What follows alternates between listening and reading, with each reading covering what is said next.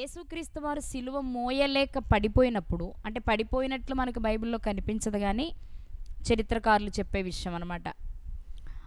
ఆయన ఆ వీధుల వెంబడి ప్రయాణం చేస్తున్నప్పుడు ఆ బరువైన ఆ సిలువను మోయలేక, ఎందుకంటే అప్పటికే రక్తసిక్తమైపోయి ఉన్నారు, ఒంటిలోని రక్తమంతా ఇంచుమించు వచ్చేసింది, చాలా బలహీనమైన స్థితి. ఆ రాత్రంతా నిద్రలేదు ఆయనకి, అటు ఇటు తిప్పుతూ ఉన్నారు.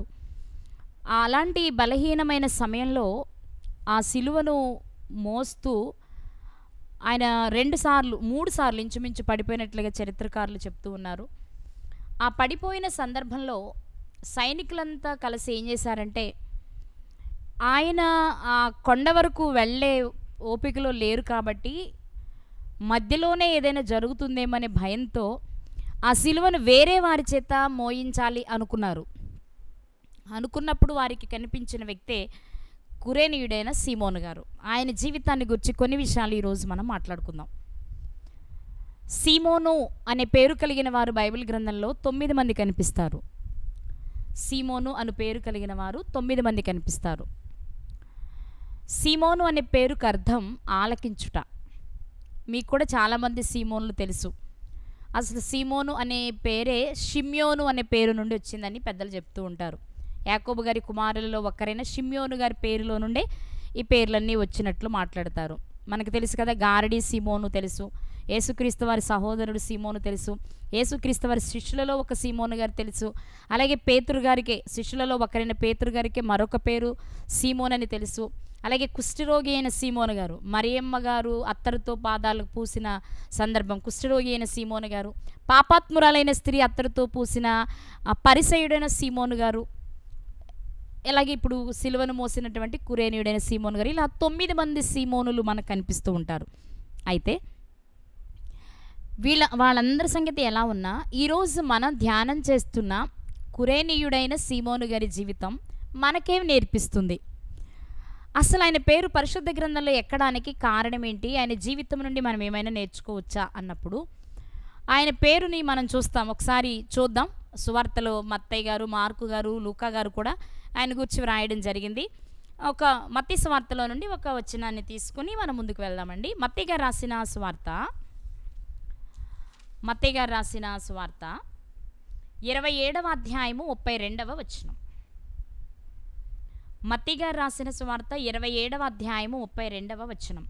వారు వెళ్ళుచుండగా కురేనీయుడైన సీమోనను ఒకడు కనబడగా ఆయన సిలువ మోయుటకు అతనిని బలవంతము చేసిరి. సీమోను ఇతని పేరు, కురేనీయుడైన అనే మనకి ప్రతి చోట కనిపిస్తూ ఉంటుంది. కురేనీయుడు అంటే కురేనియా అనే ప్రాంతానికి చెందిన వ్యక్తి. ఆ ప్రాంతానికి చెందిన సీమోన్ అనే ఒక వ్యక్తి యేసుక్రీస్తు వారు మోయవలసిన సిలువను కొంచెం సేపు మోయడానికి అతనికి అవకాశం వచ్చింది. దీన్ని మనం అదృష్టం అనాలా, దురదృష్టం అనాలా అంటే చెప్పలేం, ఉన్న పరిస్థితులను బట్టి అన్నమాట. ఎందుకు ఈ మాట అంటున్నాను అంటే, యేసుక్రీస్తు వారు మోయవలసింది మోసే భాగ్యం లభించింది అంటే అదృష్టం అనుకోవచ్చు.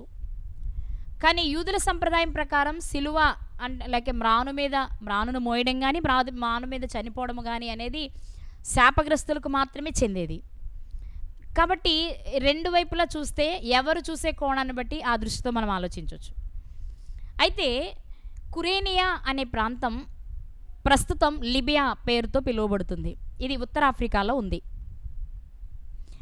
ఈ సీమోను గారి జీవితంలోని కొన్ని చాలా తక్కువ విషయాలే మాట్లాడుకోవడానికి ప్రయత్నం చేద్దాం. ఆఫ్రికా ఖండంలోని లిబియా ప్రాంతాన్ని పూర్వం కురేనియా అని పిలిచేవారు. ఆఫ్రికన్స్ అంటేనే మనకు తెలుసు కదా, వారు నల్లగా ఉంటారు, నల్ల జాతీయుడు అని కూడా మనం అనొచ్చు. కానీ ఇతని జీవితాన్ని కొంచెం పరిశీలన చేస్తే ఇతడు జాతికి నల్లవాడేమో, రంగుకు నల్లవాడేమో, కానీ ఇతని మనస్సు తెల్లనిది, ఇతని మనస్సు మంచు లాంటిది అనొచ్చు. ఎందుకు చెప్పనా? మనము వివరించుకునే విషయాలు ఎలా ఉన్నా పరిశుద్ధ గ్రంథంలో ఒక మంచి విషయానికి తన పేరు నమోదు చేయబడింది. ఇప్పుడు యెజబేలు పేరు, అతల్య పేరు, లేదా ఇస్కరియోతు యూదా గారి పేరు, ఆకాను గారి పేరు, ఆదాము గారి పేరు, ఇలా చాలామంది పేర్లు ఉన్నాయి. కానీ వారి జీవితాలు మంచి చేసినట్టు కనబడట్లేదు. కాబట్టి వారి పేర్లు పరిశుద్ధ గ్రంథంలో ఉన్నప్పటికీ ఉపయోగకరంగా లేవు. కానీ కురేనీయుడైన ఈ సీమోని గారి పేరు పరిశుద్ధ గ్రంథంలో ఉంది. అది కూడా ప్రభువైన క్రీస్తుని జ్ఞాపకం చేసుకునే సందర్భాలలో, లేదా ఈ సీజన్లో ప్రపంచమంతా జరుపుకునే ఈ గుడ్ ఫ్రైడే, ఈస్టర్ సందర్భాలలో అతన్ని తప్పకుండా జ్ఞాపకం చేసుకుంటాం మనం. ఇక కురేనీయులు అనగానే నల్లజాతి ప్రజలు అయినప్పటికీ అతను చాలా మంచివాడు అనిపిస్తుంది. ఎందుకు నేను ఈ మాట అంటున్నాను అంటే, యేసుక్రీస్తు వారు సిలువ మోస్తున్నారు, మోయలేక ఆయన పడిపోతే జనరల్గా ఎవరు మోయాలి అంటే శిష్యులు మోయాలి. ఎందుకంటే ఆయనను వెంబడించిన వారు, ఆయనను అనుసరిస్తున్నవారు, ఆయనతో ఉండేవారు. 3.5 సంవత్సరాలు ఆయనను విడువక ఉన్నది ఎవరై అంటే శిష్యులే. కానీ ఆ శిష్యులు కూడా ఈ సిలువను మోస్తున్న సమయంలో దగ్గర లేరు. కాబట్టి ఇక్కడ ఆ పడిపోయిన సందర్భంలో మోయలేకపోతున్నారు. కాబట్టి దానిని మోయడానికి ఆయనకు బదులుగా ఎవరికైనా ఆ అవకాశం ఇవ్వాలనుకున్నారు రోమా సైనికులు. అలాంటి తరుణంలో వారికి కనిపించిన వ్యక్తే ఈ కురేనీయుడైన సీమోను గారు. అసలు ఈ కురేనీయుడైన సీమోను అనబడే ఈ వ్యక్తి, చాలామంది చెప్పే విషయం ఏంటంటే ఇతను ఒక యూదుడు. మరి యూదుడైతే ఉత్తరాఫ్రికాలో లిబియా, ఇప్పుడు అనుకుంటున్న లిబియా లేక కురేనియా ప్రాంతానికి ఎందుకు వెళ్ళాడు అంటే మనకు తెలుసు కదా, ఇశ్రాయేలీల మీదకి లేక యూదుల మీదకి పాత నిబంధన కాలము నుండి పొరుగు రాజులు దండయాత్ర చేస్తూనే వచ్చారు. వారిని తీసుకొని వెళ్ళిపోయిన వారు కొందరైతే దాసులుగా, కొన్ని సందర్భాలలో జరిగిన పరిస్థితులను బట్టి యూదులు చెదరిపోయి ఉన్నారు అనేది కూడా మనకు తెలుసు. ఇప్పుడు మనం ఆలోచిస్తే యూదుడైనటువంటి ఈ సీమోను గారు కురేనియా ప్రాంతానికి వెళ్ళిపోవడానికి కారణం ఏంటి అంటే చెదరి వెళ్ళిపోయి ఉంటారు అనేది పెద్దల అభిప్రాయం. కానీ చెదరి వెళ్ళిపోయిన ఈయన మరి మరలా యెరూషలేముకి ఎందుకు వచ్చాడు? వచ్చిన ఆయన ప్రభు సిలువను మోయడానికి అతనికి ఎందుకు అవకాశం వచ్చింది అంటే, యూదులకు ఒక చట్టం ఉంది. అదేంటి అంటే, యూదులు ఎక్కడికి వెళ్ళినా, ఏ ప్రాంతంలో నివసిస్తూ ఉన్నా సంవత్సరానికి 3 మార్లు తప్పకుండా యెరూషలేము దేవాలయానికి రావాలి. ఇది మనకి పాత నిబంధనలో కనిపించే విషయం. ఇశ్రాయేలు ప్రజలు లేక యూదులు ఎక్కడికి చెదిరిపోయినా, తమ జీవిత కాలంలో ఎక్కడికి చెదిరిపోయినా సంవత్సరానికి 3 మార్లు మాత్రం తప్పకుండా వారు రావాలి. ఎక్కడికి అంటే యెరూషలేము దేవాలయానికి. ఇది దేవుడు వారికి ఇచ్చిన ఆజ్ఞ అనొచ్చు, కట్టడ అనొచ్చు, చట్టం అనొచ్చు. కాబట్టి వారు ఏం చేసేవారంటే తప్పకుండా ఏటేటా 3 పండుగలప్పుడు ఖచ్చితంగా యెరూషలేము దేవాలయానికి వచ్చేవారు. మనకు తెలిసిన విషయాలే ఇవి. అయితే ఇప్పుడు పస్కా పండుగలో యేసుక్రీస్తు వారు మరణిస్తున్నారు. ఇది కూడా మనకు తెలిసిన విషయం. ఎందుకు ఆయన పస్కా పండుగలోనే మరణిస్తున్నారు అంటే కూడా లేఖనాన్ని నెరవేర్చడమే. ఎందుకంటే పస్కా అను క్రీస్తు, కొరింథీ పత్రికలో మనం చదువుకున్నాం, యేసుక్రీస్తు వారే పస్కా బలి పశువు. కాబట్టి ఖచ్చితంగా పస్కాలో ఆనాడు దేవుడు ఇశ్రాయేలుకి ఇచ్చిన కట్టడ చొప్పున పస్కా పండుగలో ఏ జంతువుని బలి ఇస్తున్నారో ఆ బలికి సాదృశ్యమే యేసుక్రీస్తు వారు. కాబట్టి ఆ బలి ఖచ్చితంగా పస్కా పండుగ రోజే జరగాలి. ఆల్రెడీ మనం కూడా పస్కా పండుగను గురించి విషయాలు కానివ్వండి, యేసుక్రీస్తు పస్కా పండుగలను ఎందుకు మరణించాలని కానీ వీడియోలు మనం చేసుకున్నాం. ఆల్రెడీ పాత వీడియోస్ ఉన్నాయి, మీరు చూడొచ్చు. కాబట్టి ఇప్పుడు పస్కా పండుగను ఆచరించాలి. కాబట్టి సీమోను గారు యూదుడు కాబట్టి తాను ఎక్కడో ఉత్తరాఫ్రికాలో ఉన్నప్పటికీ లేక కురేనియా ప్రాంతంలో ఉన్నప్పటికీ ఈ పండుగను ఆచరించడానికి తప్పకుండా యెరూషలేముకు రావాలి, వచ్చారు. మంచిది. పండుగను ఆచరించడానికి వచ్చేటప్పుడు అంటే మన టెక్నాలజీని వాడుకుని మనం చూస్తేనండి, లిబియా నుండి యెరూషలేమునకు దూరం 1223 కిలోమీటర్లు, 760 మైళ్ళ దూరం ఉంది. అంత దూరం ప్రయాణం చేసి సీమోను గారు యెరూషలేముకి ఎందుకు వచ్చారు అంటే అది దేవుడిచ్చిన ఆజ్ఞ. తప్పకుండా పండుగ రోజు యెరూషలేము దేవాలయానికి రావాలి పురుషులంతా. కాబట్టి అంత దూరంలో ఉన్న పండుగను ఆచరించడానికి వస్తున్నాడు ఈ వ్యక్తి. మనం ఇక్కడ గమనించాలి, ఇతడు ఆ ప్రాంతానికి వెళ్ళిపోయాడు, ఎప్పుడో అక్కడే సెటిల్ అయిపోయాడు. కాబట్టి పండుగలు వచ్చినప్పుడు ఇంకేం వెళ్తాంలే అనుకోలేదు. కానీ నా పండుగ, దేవుడు నాకిచ్చిన చట్టం, నా కట్టడం నేను నెరవేర్చాలి కాబట్టి ఖచ్చితంగా ఎంత దూరమైనా ప్రయాణం చేస్తూ ఇక్కడికి వచ్చాడు. ఇక్కడికి వచ్చేటప్పుడు చాలా హుషారుగా వచ్చుంటాడు. మరలా పాతవారిని కలుసుకుంటానో, లేకపోతే నా స్వజనుల దగ్గరికి వెళ్తున్నానో, లేకపోతే నా పూర్వీకులు కట్టిన దేవాలయాన్ని నేను దర్శించడానికి వెళ్తున్నానో. సొలొమోను గారు కట్టిన దేవాలయం కదా అది. తర్వాత హేరోదు బాగు చేశాడు. మనందరికీ తెలిసిన విషయాలు ఇవి. ఆ ప్రాంతానికి వస్తున్నప్పుడు చాలా సంతోషంగా, ఆనందంగా వచ్చుంటారు ఆయన. కానీ ఇక్కడికి వచ్చేటప్పటికి జరిగింది ఏంటంటే, యెరూషలేము అంతా హడావిడిగా ఉంది, గలిబిలిగా ఉంది. ఎందుకు అంటే, యేసుక్రీస్తు వారికి మరణశిక్ష విధించారు. విడుదల చేయాలని పిలాతు గారు ఎంత ప్రయత్నించినా అవకాశం లేకపోయింది. ప్రజల మెప్పు కోరిన వాడైన పిలాతు, అలాగే పిలాతుని మభ్యపెట్టి తమ కోరికను తీర్చుకుంటున్నారు ప్రధాన యాజకులు. కాబట్టి ఇక్కడికి వచ్చేటప్పటికి పరిస్థితి చూడగానే సీమోను గారికి అర్థమైంది, ఏదో జరుగుతుంది ఇక్కడ, పండుగ వాతావరణం లేదు, ఏదో గలిబిలి, పట్టణమంతా అలజడిగా ఉంది అని ఆయనకు అర్థమయ్యింది. చూసుకుంటూ జనాలను తోసుకుంటూ వచ్చుంటాడు. వచ్చేటప్పటికి జరుగుతున్నది ఏంటయ్యా అంటే, యేసుక్రీస్తు వారు సిలువ మోస్తూ ఉన్నారు.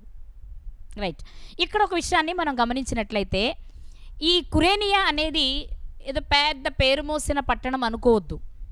అప్పటికి ఆ పట్టణాన్ని గురించి బైబిల్ చెప్పిన మాట కనుక మనం ఒకసారి చూడగలిగితే, ఒకసారి చూద్దామండి.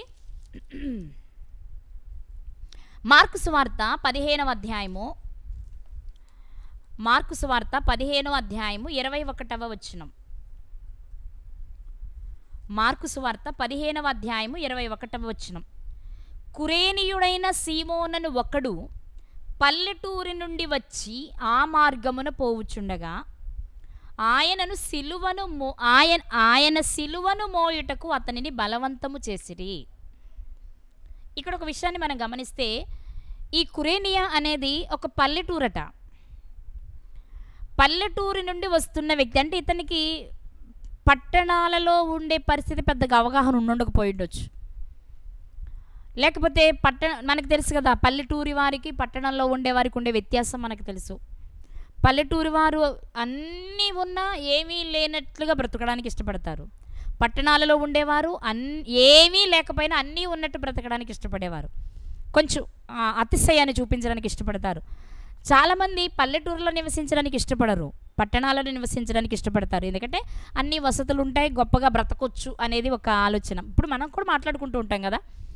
కాబట్టి ఇక్కడ ఈ సీమోను గారిని మనం గమనించినట్లయితే, ఎక్కడో సుదూర ప్రాంతంలో నివసిస్తున్నాడు, నల్లజాతి ప్రజల మధ్యలో. ఈయన కూడా ఆ వాతావరణానికి, ఆ పరిస్థితులకి నల్లగానే మారుంటాడు. ఇక రెండవది ఏంటంటే, అతను ఒక పల్లెటూరు నుండి వస్తున్నాడు. ఇక్కడ నేను అనుకుంటాను, పట్టణాల్లో, యెరూషలేము పట్టణంలో ఉన్న యూదులేమో తమను రక్షించడానికి వచ్చిన యేసుక్రీస్తు వారిని శిక్షించి సిలువకు అప్పగిస్తే, ఎక్కడో పల్లెటూరులో ఉన్నటువంటి సీమోను గారు మాత్రం ఇక్కడికి వచ్చి ప్రభు సిలువను మోయడానికి ఇష్టపడుతున్నారు. ఇక్కడ ఒక విషయాన్ని మనం గమనిస్తే, మనం చూస్తున్నాం కదా, ఆయన సిలువను మోయుటకు అతనిని బలవంతము చేసిరి. ఆ సైనికులు ఆ సిలువను మోయడానికి సీమోను గారిని బలవంతం చేస్తున్నారట. ఎందుకు? ఇక్కడ చాలామంది యూదులు ఉన్నారుగా, వారిలో ఎవరొక్కరు పిలవచ్చుగా. శిష్యులంటే లేరు, పారిపోయినట్టు మనకు తెలుసు. అప్పుడే పారిపోయారు. ఎప్పుడో లాస్ట్లో వచ్చారు యోహాను గారు కూడా. ఆ తర్వాత తల్లిని అప్పగించడం జరుగుతుంది. సిలువ దగ్గరకు వెళ్ళిపోయిన తర్వాత చూస్తాం మనం ఆయన్ని. ముందు అందరూ చెదిరిపోయినట్లే లేఖనం చెప్తూ ఉంది, అందరూ చెదిరిపోయినట్టే చెప్తూ ఉంది. సో శిష్యులు లేరు కాబట్టి ఓకే, వాళ్ళకి అప్పగించడానికి లేదు ఈ బాధ్యత. కానీ యూదులు ఉన్నారుగా, మరి యూదులకి ఇవ్వకుండా ఇతనికి ఎందుకు ఇచ్చారు అంటే, ఇక్కడ ఒక విషయాన్ని మనం గమనించాలి.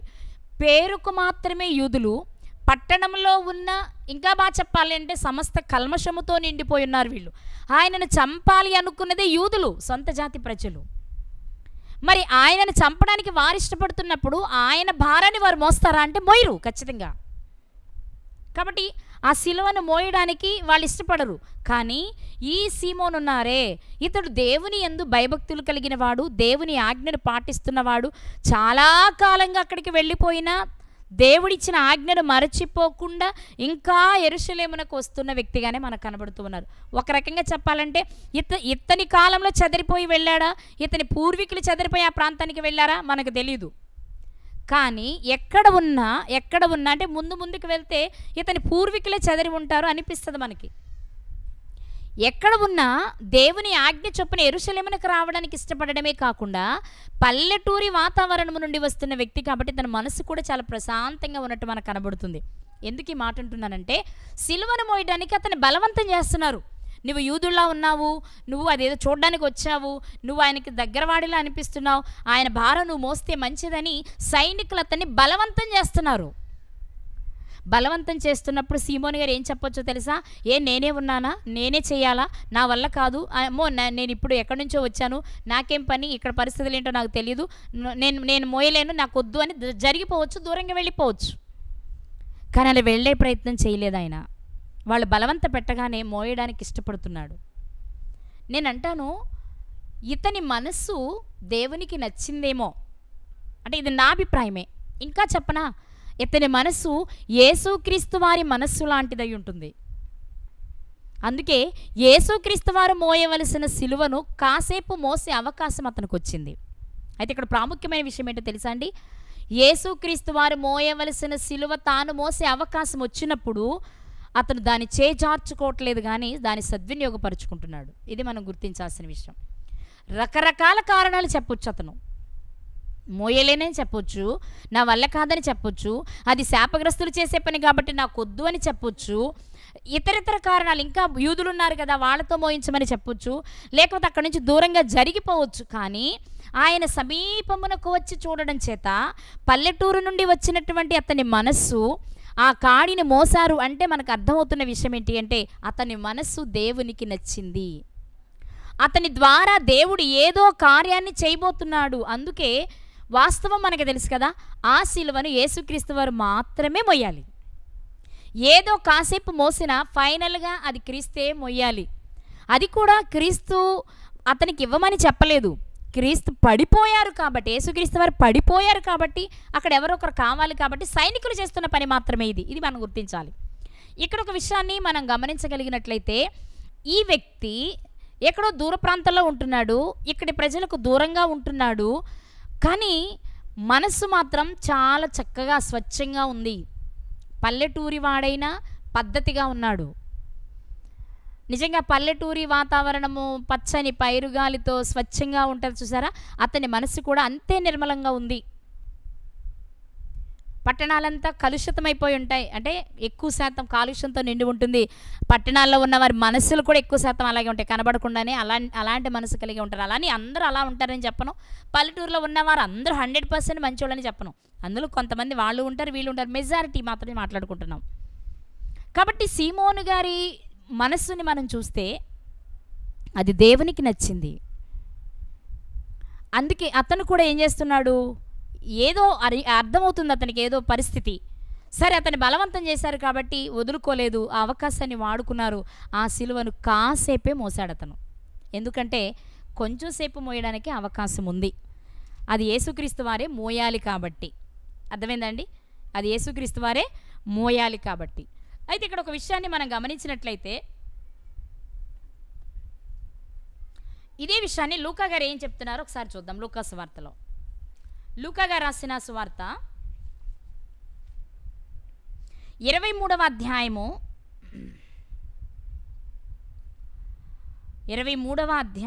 26వ వచనాన్ని చదువుకుందాం. లూకా సువార్త 23వ అధ్యాయము 26వ వచనం. వారాయనను తీసుకొని పోవచ్చుండగా పల్లెటూరి నుండి వచ్చుచున్న కురేనీయుడైన సీమోనను ఒకని పట్టుకుని యేసు వెంట సిలువను మోయుటకు అతని మీద దానిని పెట్టిరి.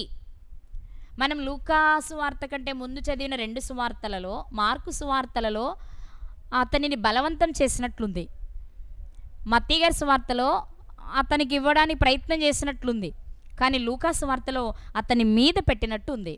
అయితే అతని మీద సిలువ ఉంది, కానీ అతను ఎక్కడ నడుస్తున్నాడు అంటే, ఇక్కడ ఒక మాట మనం చదువుకున్నాం. కురేనీయుడైన సీమోనను ఒక్కనిని పట్టుకుని యేసు వెంట సిలువ మోయుటకు అతని మీద దానిని పెట్టిరి. ఇక్కడ ఏం జరుగుతుందంటే ఆ సిలువను సీమోను గారి మీద పెట్టేసి సీమోను గారు మోసుకెళ్ళమనట్లా, యేసుక్రీస్తు వారు నడుస్తూ ఉంటే ఆయన వెంట ఆయన అడుగు జాడల్లో సీమోను గారు నడుస్తూ ఉన్నారు. ఎంతసేపు మనకు రాయబడలేదు, కానీ 1-2 అడుగులే అనుకుందాం, ఎందుకంటే అది భారమైన సిలువ కదా, ఎవరికైనా కష్టమే మోయడం. 1-2 నిమిషాలు లేక 1-2 అడుగులైనా సరే యేసుక్రీస్తు వారి అడుగు జాడల్లో ప్రత్యక్షంగా నడిచిన మొట్టమొదటి వ్యక్తి ఎవరు అంటే కురేనీయుడైన సీమోను అని చెప్పొచ్చు మనం. వాస్తవానికి అప్పుడు యేసుక్రీస్తు వారి పాదాలు ఎలా ఉన్నాయి అంటే రక్తసిక్తమై ఉన్నాయి. యేసుక్రీస్తు వారు చూపించిన మాదిరి చొప్పున ఆయన అడుగుజాడల్లో నడవాలి అని పేతురు గారు మనకు చెప్తారు. ఒకసారి ఆ మాట చూద్దామా? పేతురు గారు రాసిన మొదటి పత్రిక 2వ అధ్యాయము 21 అనుకుంటున్నాను, చూద్దాం ఒకసారి. పేతురు గారు రాసిన మొదటి పత్రిక 2వ అధ్యాయము 21వ వచనం. క్రీస్తు కూడా మీ కొరకు బాధపడి మీరు తన అడుగు జాడల యందు నడుచుకొనున్నట్లు మీకు మాదిరి ఉంచిపోయెను. మనం ఆయన అడుగు జాడల్లో నడవాలట, అంటే ఆయన చూపించిన మార్గం, ఆయనకు వలె బాధను భరిస్తూ శ్రమను సహిస్తూ కష్టాన్ని ఓర్చుకుంటూ దేవుడు అప్పగించిన పనిని చేయాలి. అది అందరం చేయాల్సిందే. కానీ ప్రత్యక్షంగా భౌతికంగా శరీరపరంగా మొట్టమొదట ఆయన అడుగు జాడల్లో నడిచిన వ్యక్తి, ఆయన వెంట నడిచిన వ్యక్తి ఎవరో తెలుసా? కురేనీయుడైన సీమోను గారు. రక్తసిక్తమైన యేసుక్రీస్తు వారి పాదాలు, అంటే క్రీస్తు వారు ముందు నడుస్తూ ఉంటే ఆయన వెంట ఈయన నడుస్తూ ఉన్నారు. ప్రియులారా, ఇక్కడ మనం చాలా విషయాలు నేర్చుకోవచ్చు. యేసుక్రీస్తు ప్రభు వారు బ్రతికుండగా ఒక మాట చెప్పారు. ఒకసారి ఆ మాటను చూద్దామా? యేసుక్రీస్తు ప్రభు వారు బ్రతికుండగానే ఒక మాట చెప్పారు. సువార్తల్లో మనకు కనిపించే మాట. లూకా సువార్త 14వ అధ్యాయము 26వ వచనము. ఎవడైనను నా యొద్దకు వచ్చి తన తండ్రిని, తల్లిని, భార్యను, పిల్లలను, అన్నదమ్ములను, అక్క చెల్లెండను, తన ప్రాణమును సహా ద్వేషింపకుంటే వాడు నా శిష్యుడు కానేరడు. మరియు వీళ్ళందరినీ ద్వేషించాలి. అలాగే ఎవడైనను తన సిలువను మోసుకొని నన్ను వెంబడింపని ఎడల వాడు నా శిష్యుడు కానేరడు. ఒకసారి యేసుక్రీస్తు వారి దగ్గరకు వచ్చిన తర్వాత ఏ వ్యక్తి అయినా యేసుక్రీస్తు వారికి శిష్యుడు అవ్వాలంటే ఏం చేయాలో తెలుసా? ఎవరి సిలువను వారు ఎత్తుకుని ఆయనను వెంబడించాలి. ఆ వెంబడించే పనిలో నీకు ఆటంకంగా ఉన్న నీ భార్య అయినా, భర్త అయినా, పిల్లలైనా, తల్లిదండ్రులైనా, అత్తమామలైనా, బంధువులైనా, స్నేహితులైనా, కడకు ప్రాణమైనా ద్వేషించాలి. ఆటంకంగా ఉన్న వాటిని ద్వేషించి నీ సిలువను నువ్వు ఎత్తుకొని నడవాలి. ఒక్కసారి నువ్వు క్రీస్తు దగ్గరకు వచ్చి శిష్యుడిగా మారాలనుకుంటే. ఈ వచనం కురేనీయుడైన సీమోను గారికి చక్కగా సరిపోతుంది. వచ్చారు ఆయన దగ్గరగా, ఆయనకు దగ్గరగా వచ్చారు. మనకి సువార్తలో కనిపించే మాట. ఆయన దగ్గరకు రాగానే ఆయనని చూసిన సైనికులు పట్టుకున్నారు. ఇప్పుడు ఆయన వాస్తవానికి ఎవరు ఆ సిలువను మోయటానికి లేక యేసుక్రీస్తు వారి వెంట నడవడానికి అతనికి ఆటంకంగా అప్పుడైతే ఎవరూ లేరు ప్రత్యక్షంగా. ఎందుకంటే అతను ఒక్కడే కనిపిస్తున్నాడు మనకు అక్కడ. ఎక్కడి నుంచో పురుషులే రావాలి కాబట్టి ఒక్కడే వచ్చి ఉంటాడేమో, చాలా దూరం కాబట్టి. ఇప్పుడు అతనికి ఆటంకం ఏమీ లేదు. వచ్చిన అతను మరి అతనికి ప్రత్యేకమైన సిలువ లేదు, ఈ సిలువే మోయవలసి వచ్చింది. ఆ సిలువను ఎత్తుకున్నాడు. ఎత్తుకున్న ఆయన వెనుకకు తిరగకుండా తన వంతుగా ఆ సిలువను మోయడానికి ప్రయత్నం చేస్తున్నాడు. యేసుక్రీస్తు వారు జీవించిన, సువార్త ప్రకటించిన కాలంలో చెప్పిన మాట ఆయన సిలువ మోసే సమయంలో కురేనీయుడైన సీమోను గారి జీవితంలో నెరవేరుతుందని మనం చెప్పొచ్చు. కాబట్టి ఆయన దగ్గరకు వచ్చిన ఆయన తన దగ్గరకు వచ్చిన అవకాశాన్ని వదలకుండా ఆ సిలువను ఎత్తుకుని యేసుక్రీస్తు వారి అడుగు జాడల్లో నడుస్తున్నాడు. నేనంటాను, మనకి అన్ని క్లియర్గా రాయబడలేదు కదండి. అక్కడ ఉన్న విషయాన్ని మనమే స్టడీ చేసుకోవాలి. ఇదే ఉండొచ్చా, అదే ఉండొచ్చా, ఈ వచనం ఇంకే వచనానికైనా విరుద్ధంగా ఉందా, ఏ వచనాన్నైనా కలుపుకోవచ్చా, దానితో దీనిని మనం మ్యాచ్ చేసుకోవచ్చా అనేవి మనం చేయాల్సింది. ఇది ధ్యానం, ఇది మనకు తెలిసిన విషయం. ఇప్పుడు ఈ కురేనీయుడైన సీమోను గారికి అవకాశం రావడానికి కారణం ఏంటి అంటే బైబిల్ మనకు చెప్తుంది, ఎవరు ఆశ కలిగి దేని కొరకైనా ఎదురు చూస్తారో ఆశగల ప్రాణాన్ని దేవుడు తృప్తిపరుస్తాడు. ఇతనికి సిలువను మోయాలన్న ఆశ ఉంది అని మనం చెప్పలేం, కానీ అతని మనస్సు, అతని ఆసక్తి, అతని ఆశ నీతిమంతుల కోరిక ఉత్తమమైంది అంది సామెతల గ్రంథంలో. కాబట్టి మన జ్ఞానము అనేది, మన ఆసక్తి అనేది జ్ఞానానుసారమైనదిగా ఉండాలి అని రోమపత్రిక 10వ అధ్యాయంలో చదువుకుంటాం మనం. ఇక్కడ మనం కురేనీయుడైన సీమోను గారిని చూసినట్లయితే పల్లెటూరి వాడు, భౌతికంగా నల్లగున్న మంచి మనసు కలిగిన వాడు, నిష్కపటమైన మనసు కలిగిన వాడు. అలాంటి మంచి మనసు కలిగిన ఇతని మనస్సును చూసిన దేవుడు ఇతనికి ఒక అవకాశం ఇస్తున్నారు. ఆ అవకాశము అతని జీవితంలో చాలా మార్పును తెచ్చింది అనేది మనకు అర్థమవుతుంది ముందుకు వెళ్తే. మొట్టమొదటిది ఏంటి అంటే, సిలువను మోయాలని అతను రాలేదు. ఏదో పండుగకని వచ్చాడు, ఏదో జరుగుతుంది, దగ్గరకు వచ్చాడు, అతని మీద సిలువ భారాన్ని పెట్టారు. పెట్టిన భారాన్ని కాదనకుండా మోస్తున్నాడు. ఆ మోసేటప్పుడు క్రీస్తు వెంట నడవడానికి అతనికి అవకాశం వచ్చింది. ఆ కొంచెం సేపైన ఆయనతో నడవడానికి ప్రయత్నం చేశాడు. నేనంటాను, ఆ నడిచే ప్రయత్నంలో అతను మోస్తున్న ఆ సిలువ భారాన్ని చూసినప్పుడు అతనిలో నిజమైన పశ్చాత్తాపం వచ్చుండొచ్చు. అది నిజమైన మార్పుకి కారణమై ఉండొచ్చు. అంతకుముందు అతడు యూదుడు కాబట్టి, ఆజ్ఞ ప్రకారం బ్రతకాలి కాబట్టి వచ్చుండొచ్చేమో. ఇది ఒక ఆచారంగా అయ్యుండొచ్చు, నిజంగానూ అయ్యుండొచ్చు, మనకు తెలియని విషయం. ఎందుకు ఈ మాట అంటున్నానంటే, ఇప్పటికీ కూడా క్రైస్తవులలో కొన్ని ఆచారాలు ఉన్నాయి. కొన్ని పండుగలు చేసుకుంటున్నప్పుడు తప్పకుండా స్వగ్రామానికి వెళ్తూ ఉంటాం మనం కూడా కదా. మన ఊరిలో పండుగ బాగా జరిగితే అక్కడికే వెళ్తాం, అందరు కలిసి అక్కడికి వెళ్ళి పండుగను ఆచరించుకుంటూ ఉంటాం. ఇది కామన్గా జరిగేది. అలా నీ పండుగ చేసుకోవడానికి దూరంగా వచ్చినంత మాత్రం ఇతరులో భక్తి నిండుగా ఉందా అంటే మనం చెప్పలేం. కానీ భక్తి ఉందా లేదా, ఉండొచ్చు, ఉండకపోయి ఉండొచ్చు. కానీ ఒక అలవాటు, ఒక ఆచారం అయితే వారికి ఉంది. పండుగకు యెరూషలేముకు వెళ్ళాలి పురుషులుగా మేము అనేది. కానీ ఎప్పుడైతే యేసుక్రీస్తు వారు మోస్తున్న సిలువ తను మోయవలసి వచ్చిందో, ఆ భారము, ఆ బరువు, ఆ బాధను చూసినప్పుడు ఆయనకు అర్థమై ఉంటుంది, ఎంత భారమైన సిలువను మోస్తున్నాడా ప్రజలందరి పాపమును విమోచించటానికి. ఆ ప్రజలందరూ ఎలా ఉన్నా అందులో నేనొక్కడిని కదా, నా పాపమును కూడా తీయడానికే కదా ఈ నీ భారాన్ని మోస్తున్నాడు అనే ఒక ఆలోచన ఆయన వెంట నడుస్తున్నప్పుడు ఆయనకు వచ్చుండొచ్చు. ఒక రకంగా చెప్పాలి అంటే, వచ్చేటప్పటికీ సిలువను మోసేటప్పటికీ ఈ ఆలోచన ఉన్నా లేకపోయినా మోసిన కాసేపటిలో ఇతనిలో చాలా మార్పు వచ్చి ఉంటుంది ప్రియులారా. ఎందుకు ఈ మాట అంటున్నాను అంటే, ఈయన గురించి మాట్లాడుతున్నప్పుడు మార్కు గారు రాస్తూ చెప్పిన మాట ఒకసారి మనం చూద్దాం. మార్కు సువార్త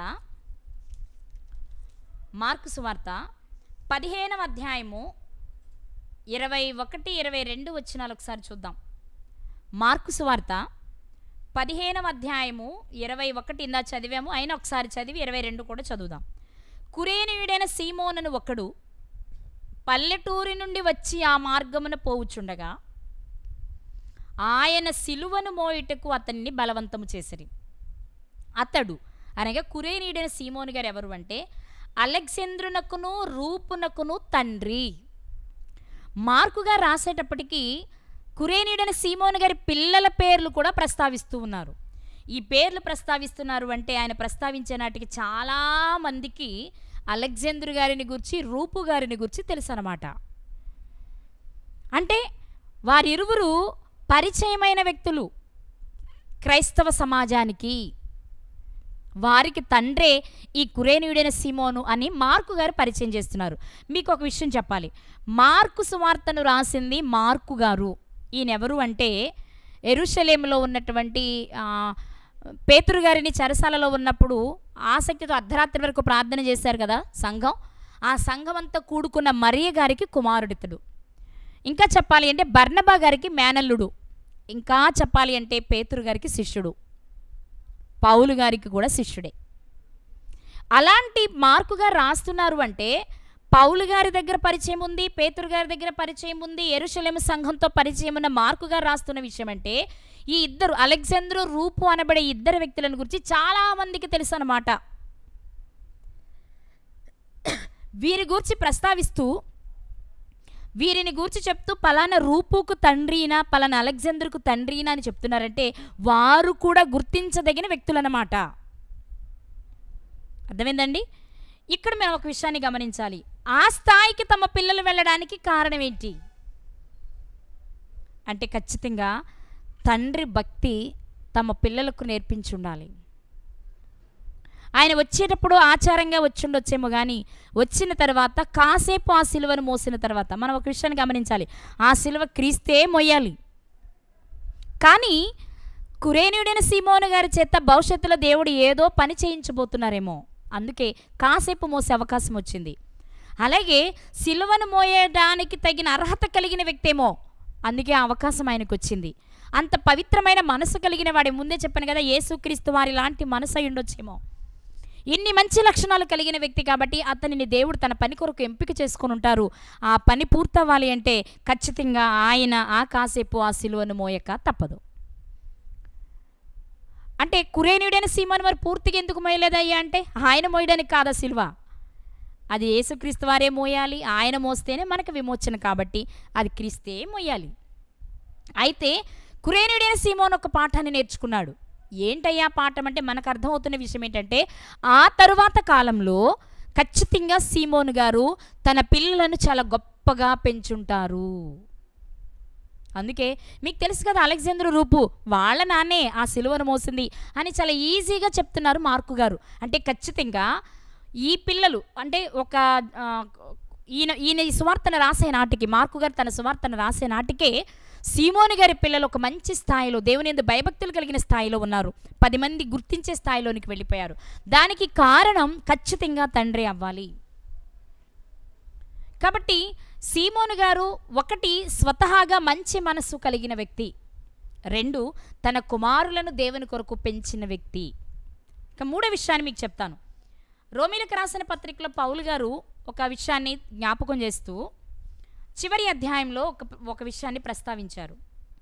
రోమీలకు రాసిన పత్రిక 16వ అధ్యాయము 13వ వచనం. రోమీలకు రాసిన పత్రిక 16వ అధ్యాయము 13వ వచనం. ప్రభువునందు ఏర్పరచబడిన రూపునకు వందనములు, అతని తల్లికి వందనములు, ఆమె నాకును తల్లి. రోమాలో ఉన్నటువంటి సంఘానికి ఉత్తరాన్ని వ్రాస్తున్న పౌలు గారు రూపుకు వందనాలు, ఆయన తల్లికి కూడా నా వందనాలు అంటున్నారు. పౌలు గారు రాస్తున్న ఉత్తరం ఇది. ఈ ఉత్తరం రాసే నాటికి రూపు అనబడే వ్యక్తి రోమా సంఘంలో ఉన్నాడు. ఇప్పుడు గనక మనం ఆలోచిస్తే కురేనీయుడైన సీమోను గారి కుమారులలోని రూపు గారు, రోమా పత్రికలో మనం చదువుతున్న రూపు గారు ఒకరే అయ్యుంటే అవడానికి ఛాన్స్ ఉంది. ఎందుకంటే తర్వాత పౌలు గారి పీరియడే కదా ఇది, యేసుక్రీస్తు వారి తర్వాత ఆ శతాబ్దంలో జరిగిన సంఘటనలు ఇవన్నీ ఆ తర్వాత కాలంలోనే జరుగుతున్నాయి. కాబట్టి మనం ఒక్కరే అయ్యి ఉండడానికి అవకాశం ఉంది. ఒకవేళ ఆ రూపునైతే పౌలు గారు ఏం చెప్తున్నారు అంటే, రూపునకు వందనాలు, రూపుకు వందనాలు అంటున్నారు అంటే రూపు గారు అంత మంచివాడై ఉండాలి పరిచర్య విషయంలో. పౌలు గారు గుర్తించి వందనాలు చెప్పే స్థాయికి వెళ్ళుండాలి. అందుకే మార్కు గారు చెప్పుంటారు. మార్కు గారు పౌలు గారికి సంబంధం ఉంది కాబట్టి, వారిద్దరు ఒక్క కాలానికి చెందిన వారే కాబట్టి, ఆయన రాసిన దానిలోనే ఈయన రాసిన దానిలోనే కనబడుతున్నారు కాబట్టి ఈయన ఒక్కరే అవ్వడానికి ఛాన్స్ ఉంది. ఒక్కరే అయ్యుంటే అటు మార్కు గారు గుర్తించారు, పౌలు గారు గుర్తించారు, ఆనాటి సమాజం అంతా గుర్తించే స్థాయిలో రూపు గారు ఉన్నారు అంటే ఖచ్చితంగా ఈ రూపు గారు చాలా చక్కగా పెరిగారు, అలా పెంచారు తండ్రి అయిన సీమోను గారు. ఇక్కడ మరొక విషయం ఏంటి అంటే, రూపు గారు తల్లికి కూడా పౌలు గారు వందనాలు చెప్తున్నారు. అదెందుకు అంటే, రూపు గారు ఎంత గొప్పవాడో రూపు గారి తల్లి కూడా అంతే గొప్పదనమాట. రూపు గారి తల్లి కూడా గొప్పది అంటే ఖచ్చితంగా రూపు గారి తండ్రి అయిన సీమోను గారి ఎఫెక్ట్ అని చెప్పొచ్చు. ఎందుకంటే యెరూషలేమునకు వచ్చింది కేవలం సీమోను గారు మాత్రమే. కానీ యేసుక్రీస్తు వారి అడుగుజాడల్లో నడిచిన తర్వాత, ఆ సిలువను కాసేపు మోసిన తర్వాత, ఎందుకు యేసుక్రీస్తు ఎవరి కొరకు ఆ సిలువను మోస్తున్నాడో గుర్తించిన తర్వాత తిరిగి తన ఇంటికి వెళ్ళిపోయి ఉంటాడు. వెళ్ళిపోయిన ఆయన తన భార్యను, తన పిల్లలను దేవునికి అనుకూలంగా మలచడానికి ప్రయత్నించుంటాడు. అంతకుముందు నామమాత్రపు యూదుడై ఉండొచ్చేమో, కానీ ఇప్పుడు నామమాత్రపు యూదుడిగా బ్రతకాలని ఆయన అనుకోవట్లేదు, కుటుంబాన్ని పెంచాలనుకోవట్లేదు. అందుకే పౌలు గారి పీరియడ్ వచ్చేటప్పటికి సీమోని గారి భార్య, ఒకవేళ ఈ రూపు గారు సీమోని గారి అని మనం అనుకుంటున్నాం, ఎక్కువ ఛాన్స్ ఉంది కాబట్టి అయ్యుంటే సీమోను గారు ఆచార భక్తిలో నుంచి బయటకు వచ్చి మంచి భక్తి కలిగిన వాడిగా ఇక బ్రతికితే క్రీస్తు కొరకే. ఎందుకంటే ఒకసారి నేను ఆయన దగ్గరికి వెళ్ళాను, ఒకసారి నేను ఆయన సిలువను ఎత్తుకున్నాను, ఇప్పుడు నేను నా సిలువను ఎత్తుకుని వెనుకకు చూడకూడదు అని బ్రతికిన వ్యక్తి అయి ఉండాలి. ఇప్పుడు ఆయన అలా బ్రతుకుతున్నాడు కాబట్టి అదే స్థితిలో తన భార్యను కూడా పెంచుంటాడు. అంటే మలచుంటాడు. ఇదిగో నేను ఇలా చూసా, ఇది చేసా, నా జీవితంలో ఒక గొప్ప ధన్యత నేను సాధించా, నా భార్యగా నువ్వు ఇలా ఉండాలి, నా భార్యగా నువ్వు ఇలా చెయ్యాలి, మన ఇద్దరం కలిసి దేవుని కొరకు బ్రతికితే మన పిల్లలు దేవుని కొరకు బ్రతుకుతారు అని భార్యకి నేర్పించుంటాడు. అందుకే తల్లి కూడా ఎంత పరిచర్య చేశారో, రోమాలో ఉన్న సంఘానికి ఆమె ఎంతో పరిచర్య చేసిన తల్లిగా, తన బిడ్డలు పరిచర్య చేసిన బిడ్డలుగా కనబడుతున్నారు. అంటే సీమోను గారు తన భార్యను చక్కగా దేవునిలో నడవగలిగేలా చేశారు, తన పిల్లలను దేవునిలో నడవగలిగేలా చేశారు.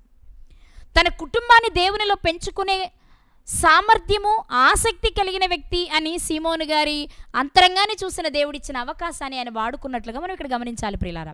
అతడు యథార్థవంతుడు, తన భార్య దేవునిలో బ్రతుకుతుంది, తన బిడ్డలు దేవునిలో బ్రతుకుతున్నారు. ఇంతేనా అంటే మరికొన్ని మాటలు మనం చూడగలిగితేనండి. అపోస్తుల కార్యములు 2వ అధ్యాయము, అపోస్తుల కార్యములు 2వ అధ్యాయము 10వ వచనం. ఈ సందర్భం మీకు తెలుసు కదా. పెంతెకోస్తు పండుగ దినం వచ్చినప్పుడు పరిశుద్ధాత్మ భూమి మీదకి రావడం, శిష్యుల మీదకి రాలడం మనకు తెలుసు కదా. ఆ సందర్భంలో ఆ పండుగ, పెంతెకోస్తు పండుగకు యెరూషలేమునకు వచ్చిన వారిలో ఎవరొచ్చారు అనేది ఒకసారి చూసి 10వ వచనం దగ్గరికి వెళదాం. అంటే 5వ వచనం కూడా ఒకసారి చూద్దాం. అపోస్తుల కార్యములు 2వ అధ్యాయము 5వ వచనంలో, ఆ కాలమున ఆకాశము క్రింద ఉండు ప్రతి జనములో నుండి భక్తిగల యూదులు యెరూషలేములో కాపురముండిరి. పండుగకొచ్చారు, అనేక మంది కొద్ది రోజులు అక్కడ ఉండాలి కాబట్టి కాపురం పెట్టుకున్నారు. ఆ ఉన్నటువంటి వారు మనం చూస్తాం కదా, భక్తిగల యూదులు వచ్చారు. ఇప్పుడు ఆ భక్తిగల యూదులు ఎవరయ్యా అని మనం అడిగితే 9వ వచనం నుండి మనం చదువుకోవచ్చు. పార్తీయులు, మాదీయులు, ఏలామీయులు, మెసొపొతేమియా, యూదయ, కపదొకియా, పొంతు, ఆసియా, పృగియా, పంపులియా, ఐగుప్తు అను దేశముల యందలి వారు. అలాగే 10వ వచనం, కురేనియా లేదా కురేనే దగ్గర లిబియా ప్రాంతముల యందు కాపురమున్నవారు. ఇక్కడ మనకు కావాల్సింది కురేనే దగ్గర లిబియా ప్రాంతముల యందు కాపురమున్నవారు వచ్చారు. ఇక్కడ కొద్ది రోజులు తాత్కాలిక నివాసాన్ని ఏర్పాటు చేసుకొని పండుగను ఆచరించాక వెళ్ళిపోతారు. ఈ పండుగను ఆచరించే సమయంలో వీరికొక అక్కడ పరిశుద్ధాత్మను పొందుకున్నవారు ఆయా భాషలో మాట్లాడుతున్నప్పుడు చూస్తున్నవారు వీళ్ళు. ఇక్కడ మీరు గమనిస్తే ఇక్కడికి వచ్చిన వారు, యెరూషలేములో కాపురం ఉండడానికి వచ్చిన వారు ఎవరయ్య అంటే భక్తిగల యూదులు. అందులో ఎవరున్నారు అంటే కురేనే దగ్గర ఉన్న లిబియా ప్రాంతపు వాసులు కూడా ఉన్నారు. మనం ముందే చెప్పాం కదా, కురేనే లేక లిబియా రెండిట్లో ఏ పేరుతో పిలిచినా ఆ ప్రాంతం అని మనం ముందు మాట్లాడుకున్నాం. ఇప్పుడు మీరు చెప్పాల్సిన విషయం ఏంటంటే, లేక మీరు గుర్తించాల్సిన విషయం ఏంటి అంటే, కురేనే దగ్గరున్న లిబియా ప్రాంతంలోని మనుషులు భక్తి కలిగిన యూదులుగా మారారు, పండుగకు యెరూషలేమునకు వచ్చారు. ఒకప్పుడు వచ్చి ఉండొచ్చు చాలామంది, అందులో ఒక వ్యక్తిగా మనకి సీమోను గారు కనబడుతున్నారు. కానీ సీమోను గారు తిరిగి వెళ్ళిన తర్వాత భార్యను భక్తిగా మార్చారు, పిల్లలను భక్తిగా పెంచారు. ఇప్పుడు ఆ ప్రాంతపు ప్రజలను భక్తి కలిగిన వారిగా చేశారు అని మనం చెప్పుకోవచ్చు. అంటే ఆ ఒక్క వ్యక్తి జీవితంలోని ప్రత్యక్షంగా చూసిన విషయం అతని జీవితాన్నే కాదండి, అతని జీవితంలో ఎన్నో ఆశ్చర్యకార్యాలు చేయడానికి కారణమయ్యింది. కుటుంబాన్ని రక్షించుకున్నాడు, 2 తన ప్రాంత ప్రజలను రక్షించుకున్నాడు. ఆ ప్రాంతంలో లిబియా ప్రాంతంలో ఉన్నవారట యూదులట ఎలా ఉన్నారు అంటే భక్తి కలిగిన వారు, నిజమైన భక్తి చేసేవారిగా మారడానికి ఒక కారణం కురేనీయుడైన సీమోను గారు. ఆయన చూసిందే సాక్ష్యం ఇస్తూ ఉండుంటాడు, ఆయన చూసిందే 10గురికి చెప్తూ ఉండుంటాడు. యేసుక్రీస్తు వారు చేసిన త్యాగాన్ని అనేక మందికి చెప్పి నేను ప్రత్యక్షంగా చూశానని అనేక మందికి చెప్పిన సాక్ష్యాన్ని బట్టి ఆ ప్రాంతపు ప్రజలంతా భక్తి కలిగి బ్రతకడానికి కారణమయ్యారు అని మనం చెప్పుకోవచ్చు. ఇంకో మాట మనం చూడగలిగినట్లయితే అపోస్తుల కార్యములు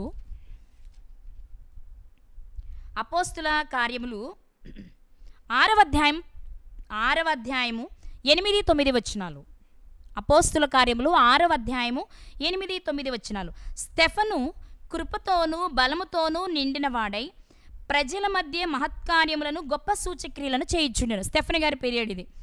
అప్పుడు స్టెఫెను గారితో వాదించడానికి వచ్చిన వారిలో ఉన్న జ్ఞానుల గురించి మాట్లాడుకుంటున్నాం మనం ఇప్పుడు. ఆయనతో వాదించడానికి ఎవరెవరు వచ్చారు అంటే, లిబర్తీల దనబడిన సమాజంలోను, కురేనీయుల సమాజంలోను, అలెగ్జాంద్రియుల సమాజంలోను, కిలికియా నుండి ఆసియా నుండి వచ్చిన వారిలో కొందరు వచ్చి స్టెఫెనుతో తర్కించిరి. ఇక్కడ మనం చూస్తే కురేనీయుల సమాజంలో నుండి కూడా స్టెఫెను గారితో తర్కించడానికి కొంతమంది వచ్చారు. తర్కించేటప్పుడు వారికి ఉన్న జ్ఞానాన్ని, అంటే అప్పటికి స్టెఫెను గారి పరిస్థితి, స్టెఫెను గారి పరిశుద్ధాత్మతో నిండుకొని చేస్తున్న కార్యాలు మనం చూస్తున్నాం కదా. అప్పటికి వీరుకున్న, మనకు తెలుసు అపోస్తుల కార్యము అంటేనే అటు యేసుక్రీస్తు వారికి ఆ తర్వాత అపోస్తులకి మధ్య కాలమని మనం చెప్పుకోవచ్చు. ఒక రకంగా చెప్పాలి అంటే అన్ని మార్పు చెందుతున్న కాలమని చెప్పవచ్చు, చట్టాలన్నీ మార్పు చెందుతున్న కాలమని మనం చెప్పుకోవచ్చు. ఆ కాలంలో స్టెఫెను గారితో వాదించడానికి వచ్చిన వారిలో కురేనియ సమాజంలో నుండి కూడా జ్ఞానులనబడిన వారు వచ్చారు. అంటే ఆ సమాజంలో అప్పటికి జ్ఞానులు ఉన్నారు. వారు కూడా యూదయ జాతికి చెందిన వారే. ఒకవైపు భక్తి కలిగిన వారు ఉన్నారు, ఒకవైపు జ్ఞానము కలిగిన వారు ఉన్నారు. ఎక్కడ అంటే కురేను ప్రాంతంలో. ఎందుకు అంతమంది ఆ ప్రాంతానికి, ఆ ప్రదేశానికి అంత ప్రత్యేకమైన గుర్తింపు వచ్చింది అంటే అక్కడ జ్ఞానం కలిగిన వారు, భక్తి కలిగిన వారు ఉన్నారు కాబట్టి. అలా వారంతా అంత సంఖ్య పెరగడానికి కారణం ఏంటయ్యా అంటే చాలా వరకు మనం చెప్పుకోవచ్చు సీమోను గారి ప్రయత్నము అంచెలంచెలుగా అభివృద్ధి చెందుతూ వచ్చిందని మనం చెప్పుకోవచ్చు. ఇక మరొక వచనాన్ని మనం చూడగలిగితే అపోస్తుల కార్యములు 13వ అధ్యాయము. అపోస్తుల కార్యములు 13వ అధ్యాయము మొదటి వచనం. అంతియొకయలో ఉన్న సంఘంలో బర్నబా, అలాగే నిగేరనబడిన సుమియోను, అలాగే కురేనీయుడైన లూకియా, చతుర్థాధిపతి అయిన హేరోదుతో కూడా పెంచబడిన మనయేను, సౌలు అను ప్రవక్తలను బోధకులను ఉండిరి. మొట్టమొదట క్రైస్తవులుగా పిలువబడిన అంతియొకయ సంఘంలో బోధకులు అనబడిన వారు, అలాగే ప్రవక్తలు అనబడిన వారు ఉన్నారట. వారిలో ఒక వ్యక్తి ఎవరంటే కురేనీయుడైన లూకియా. అంటే కురేను ప్రాంతంలో లూకియా అనే వ్యక్తి ఒక ప్రవక్తగా, ఒక బోధకునిగా, ఇంకా బాగా చెప్పాలి అంటే బర్నబా, పౌలు గారు లాంటి వారంతా ఒక టీమ్గా కలిసి ప్రార్థన చేస్తూ ఉంటే పరిశుద్ధాత్మ వారి మీదకి వచ్చి బర్నబా గారిని, పౌలు గారిని మొదటి ప్రయాణానికి ఉసిగొల్పారు, అయితే ప్రోత్సహించి పంపించారు. అందులో ఎవరున్నారు అంటే కురేను ప్రాంతానికి చెందిన లూకియా అనబడే వ్యక్తి మనకు కనిపిస్తూ ఉన్నారు. కురేను ప్రాంతం ఇంతగా అభివృద్ధి చెందడానికి కారణం ఏంటి? కురేను ప్రాంత ప్రజలు భక్తి కలిగిన వారిగా, జ్ఞానం కలిగిన వారిగా, లేకపోతే ప్రవక్తలుగా, బోధకులుగా చలామణి అవ్వడానికి మూలం ఎవరు అంటే ఒక మాటలో మనం చెప్పుకోవచ్చు కురేనీయుడైన సీమోను గారి కంటే ముందు యూదయాలో భక్తి కలిగిన వారు ఉన్నారు. కానీ ఆ ముందున్న భక్తికిని, ఆయన క్రీస్తు అడుగుజాడల్లో నడిచి ఆయనను చూసి ఆయన సిలువనెత్తుకున్న తర్వాత, ఆయన తర్వాత కాలంలో అతని కుటుంబంలో, అతని జీవితంలో, అతని గ్రామంలో జరిగిన సంఘటనలు చూస్తే చాలా వ్యత్యాసం కనబడుతుంది ప్రియులారా మనకి.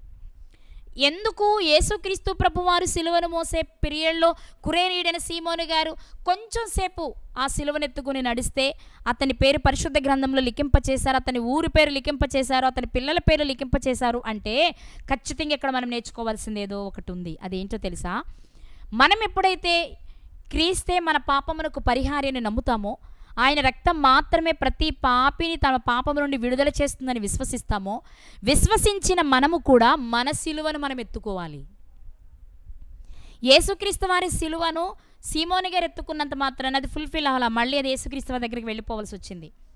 అంటే ఎవరి సిలువను వారే మోయాలి అనే ఒక అద్భుతమైన పాఠాన్ని నేర్పిస్తూ, నీవు నీ సిలువను ఎత్తుకొని నువ్వు ప్రయాణం చేస్తున్నప్పుడు అలా ఎవరి సిలువను వారెత్తుకుని ప్రయాణం చేయాలి, ఆ పరలోక రాజ్యాన్ని స్వతంత్రించుకోవాలి అనే పాఠాన్ని నేర్పాలి. అంటే ఆ పాఠాన్ని నేర్పడానికి సరైన వ్యక్తి కురేనీయుడైన సీమోను అని దేవుడు గుర్తించి ఆ అవకాశం ఆయనకి ఇచ్చారు. ఆ అవకాశాన్ని తాను సద్వినియోగపరుచుకొని తాను, తన కుటుంబం, తన ప్రాంతం, ఆ ప్రాంతంలో ఉన్న తన సహోదరులైన వారందరినీ రక్షించుకోవడానికి తన వంతు ప్రయత్నం చేసిన వ్యక్తిగా చరిత్ర పుటల్లో నిలిచిపోయాడు ప్రియులారా.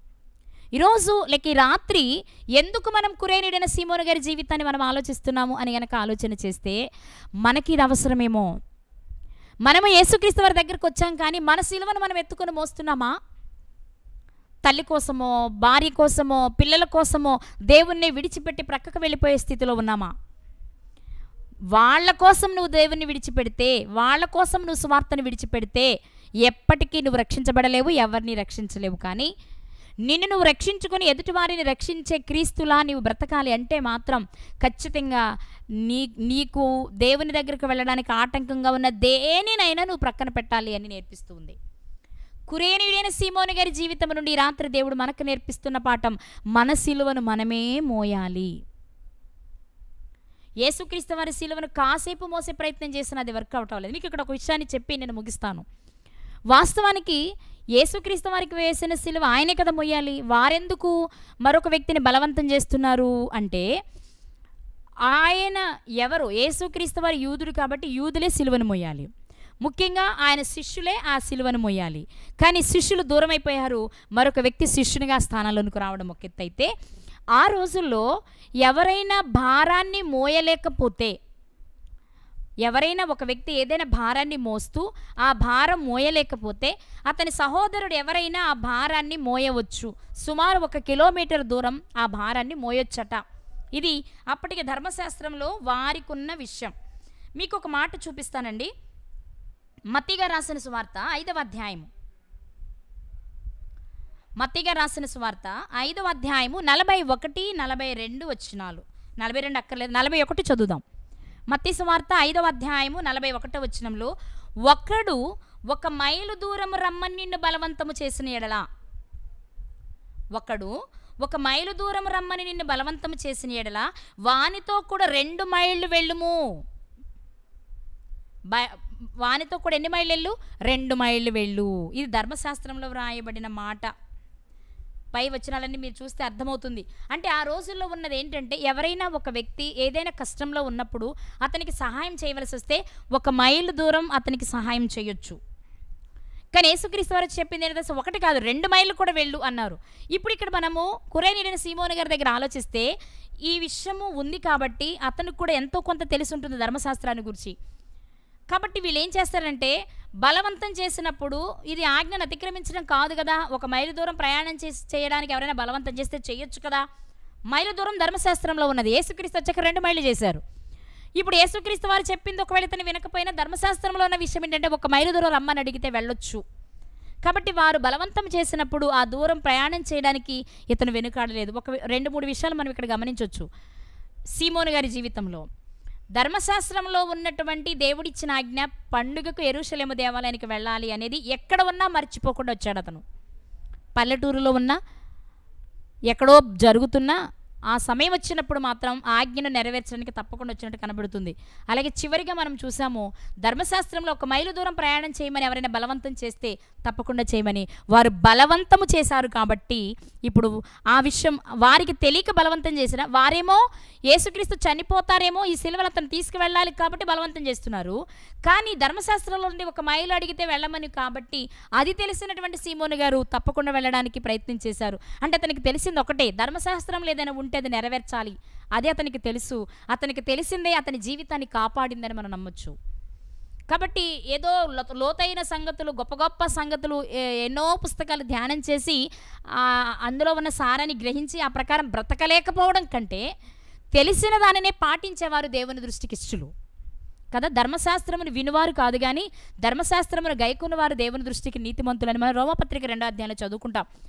ఈ వచనాన్ని కనుక కురేనీయుడైన సీమోను గారి దగ్గరికి మనం తీసుకురాగలిగితే, అతనికి చదువుందో లేదో మనకు తెలియదు, పట్టణ నాగరికత అతనికి తెలుసో లేదో మనకు తెలియదు, అతను ఒక పల్లెటూరి వాడు, దూర ప్రాంతంలో ఉన్నవాడు, అయినప్పటికీ అతనికి తెలిసింది ఏంటి అంటే, ధర్మశాస్త్రంలో ఏదైనా ఒక విషయం చెప్తే అది తన జీవితంలో చేయడానికి ఇష్టపడిన వ్యక్తి.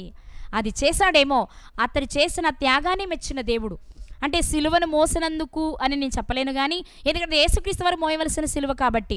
కానీ ఆ మోసిన కాసేపటిలో అతనికి ఏం అర్థం కావాలో అవి అర్థమయ్యాయి. అర్థమైన దాని ప్రకారం తను బ్రతికాడు, కుటుంబాన్ని కట్టుకున్నాడు, ప్రాంతాన్ని కట్టుకున్నాడు, చరిత్ర పుటల్లో మనకు ఒక పాఠంగా మిగిలిపోయాడు.